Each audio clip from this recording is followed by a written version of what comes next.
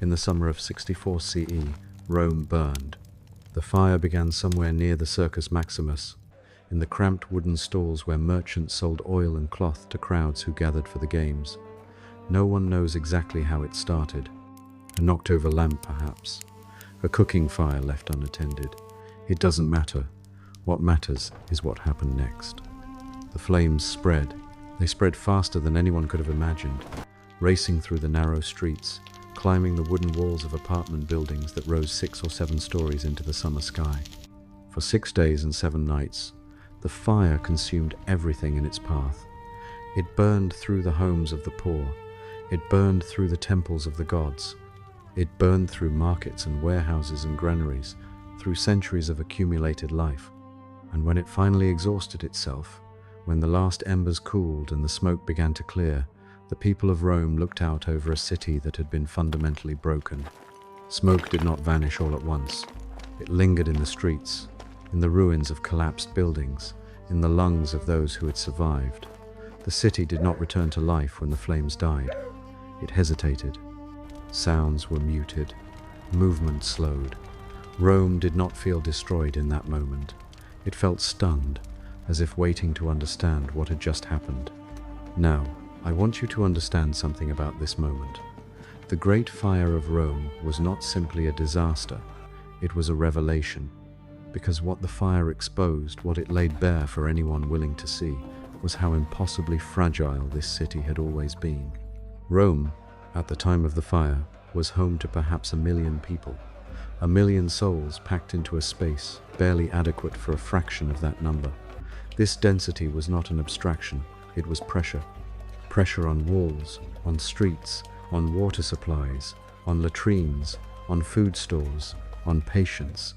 Every routine act of life, cooking, heating, lighting a lamp, carried risk, because the margin between daily survival and catastrophe had already vanished.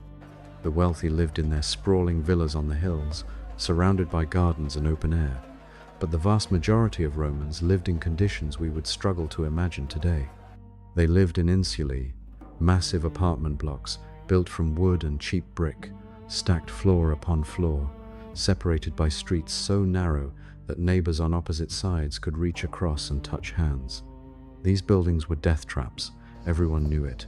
The lower floors were expensive because they were closest to the ground, closest to escape. The higher you climbed, the cheaper the rent, and the more certain your death if anything went wrong. Fire was a constant companion in ancient Rome. Small fires broke out regularly. They were suppressed, contained, forgotten. The city absorbed them the way a body absorbs small wounds. But the Great Fire was different. The Great Fire overwhelmed every defense the city possessed, and when it was over, 10 of Rome's 14 districts had been damaged or destroyed. Hundreds of thousands of people found themselves with nothing. No home, no possessions, no stored food, no shelter. They gathered in the public spaces, in the gardens, in the campus martius, waiting for someone to tell them what to do next, waiting for the state to acknowledge their existence, waiting for salvation. This is the image I want you to hold in your mind, not the flames themselves, but the morning after. The displaced masses, the shocked silence, the sudden and terrible realization that survival in this city had never depended on individual strength or personal preparation. Survival in Rome depended entirely on systems, on infrastructure, on the constant, uninterrupted functioning of institutions that most people never thought about until those institutions failed. Rome rebuilt, of course. Nero ordered wider streets. He mandated fire-resistant materials. New regulations appeared, new building codes, new promises of safety. Within a few years, the physical city had been transformed. Visitors would have seen gleaming new structures, organized districts, the visible signs of recovery and renewal. Romans could tell themselves that the crisis had passed, that the lesson had been learned, that such devastation would never happen again. And this is where the story becomes dangerous. Because Rome did not actually recover. Rome simply resumed the appearance of functioning. The fire had not destroyed only buildings. It had disrupted supply chains, displaced workers, shattered the delicate networks of trade and labor that kept the city alive. The granaries had burned. The warehouses had burned. The systems that fed 1 million people had been interrupted, and those systems were already operating at the very edge of their capacity. But Rome rebuilt. Rome always rebuilt. And with each recovery, a dangerous assumption took deeper root in the Roman consciousness. The belief that the system would always hold. The belief that crisis was temporary, that normalcy was permanent, that the institutions which sustained life would continue to sustain it forever. This was the lie that Rome told itself, and it was a lie that would prove almost fatal, again and again, across the centuries that followed.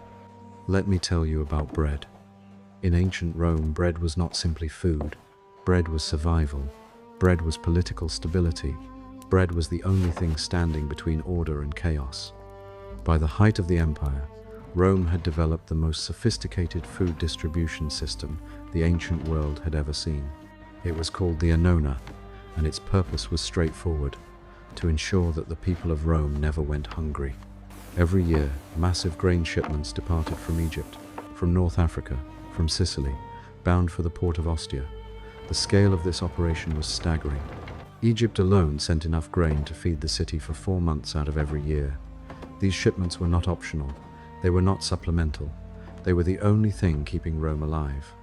The city produced almost nothing for itself. It grew no meaningful food within its walls. It maintained no significant reserves. Rome survived because grain arrived constantly, without interruption, week after week, month after month, year after year. And here is what you must understand. There was almost no margin for error. There was no pause button, no warehouse filled enough to absorb delay, no surplus capable of cushioning political failure or natural disaster. Rome's food system did not store time, it consumed it. Grain arrived just early enough to be milled, baked, and eaten before the next shipment was required. Any interruption did not create inconvenience. It created hunger immediately, measurably, and publicly. The grain ships could only sail during certain months. Winter storms made the Mediterranean too dangerous for the large transport vessels.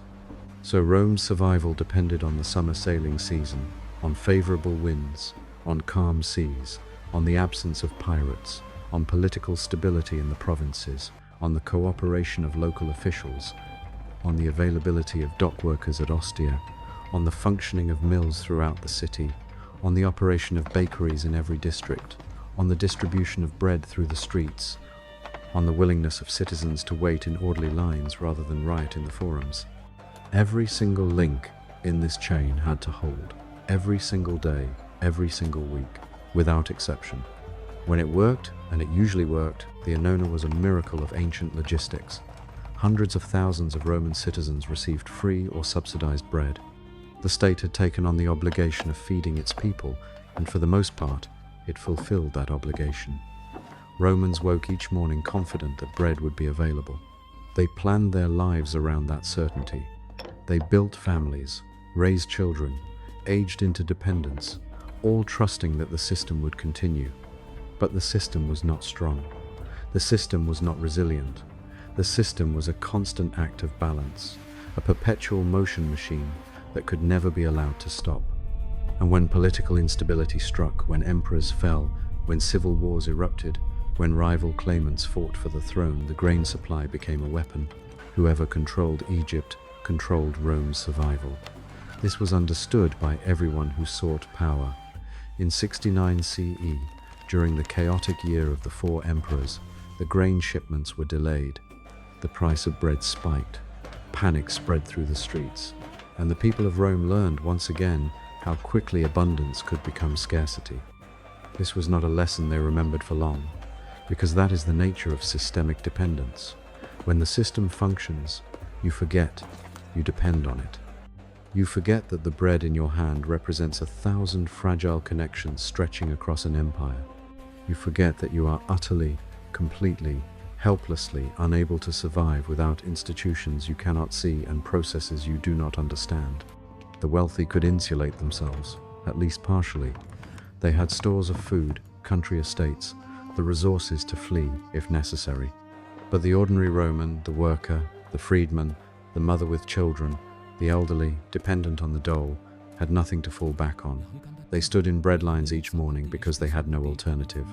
They waited because waiting was all they could do. And when the bread did not come, they had no recourse except fear and hunger and eventually rage. Picture this scene. Picture a morning in Rome, late in the reign of some troubled emperor. The bread distribution is delayed. Perhaps the grain ships were held up by storms. Perhaps officials are arguing about allocation. The lines form early, longer than usual. People wait. The sun rises higher. Still they wait. Conversations become tense. Children grow restless. An hour passes, then 2, then 3. At first, people reassure one another. Delays happen. Explanations will come. But as the hours stretch, certainty erodes. The system has missed a beat. And once missed, no one knows how many beats might follow before it recovers, if it recovers at all. In that waiting, something shifts. The unspoken agreement that holds society together begins to fray, because these are not people who can simply go home and find alternatives. These are people for whom this bread is everything. This bread is the only meal their children will eat today. This bread is the difference between surviving and not surviving. Multiply that scene by 100 bread lines across the city, 1,000 anxious families, 10,000 people realizing, all at once, that they have no power over their own fate. This is what fragility looks like. Not barbarians at the gates, not great military defeats, not the dramatic catastrophes that fill history books. Just a delay, just a disruption, just the slowing of a system that was never designed to slow down. The Roman state understood this danger, at least intellectually. Emperors were obsessed with the grain supply because they knew the alternative. A hungry Rome was an ungovernable Rome. A Rome without bread was a Rome in revolution. The annona was not generosity. It was not charity. It was necessity. It was the price of maintaining control over a population that could destroy its rulers if pushed too far. But understanding a danger and preventing it are different things entirely. The empire grew more complex, more stretched, more dependent on distant provinces and vulnerable supply routes. Each generation inherited systems they did not build and barely understood. The assumption of continuity became embedded in every Roman institution. The machinery would continue because it had always continued before. Systems can endure stress. They cannot endure infinite reliance. Rome demanded reliability without rest, continuity without slack, obedience without interruption. Over time, this demand transformed resilience into exhaustion. The machinery did not fail dramatically.